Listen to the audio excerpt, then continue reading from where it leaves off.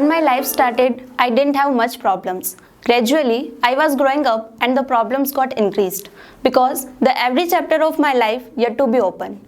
One day, I got flying colors in my secondary exam. Then I had to choose my right career. For that, I took consult from my teachers. I asked to my close friends, but still I was not getting my path. I kept getting bothered for 5 to 6 days. After some days, I talked to myself.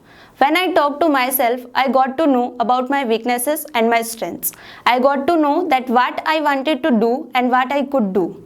According to that, I decided my career and tried to see it from every perspective.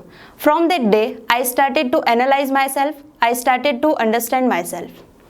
Now, let's talk about our present scenario. What we are keep doing now. We think that someone else is responsible for taking my decisions. Others will decide my path. Trust me, if you are keep doing work for being good in others' books, then you will never be satisfied within yourself. Because everyone has different mindsets, they have their own perspectives. According to that, they took the decisions. Let me say this thing in one line that never base the decisions of your life on advice from people who don't have to deal with the results.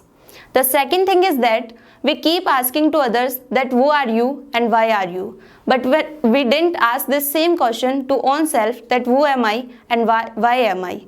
When you will figure out the purpose of your life, then you will get the answers of all the questions. Because there is no question whose answer is not exist. There is no situation whose solution is not exist. You just have to work on yourself. You just have to find the answers.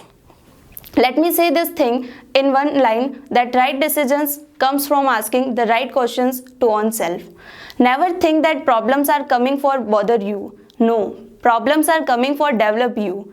Storms make trees take deeper roots. The base of this complete talk is you are the only one person who knows yourself by 360 degree. You are a person who knows about your all weaknesses and your strengths. That's why you are a perfect person for taking the accurate decisions of your life.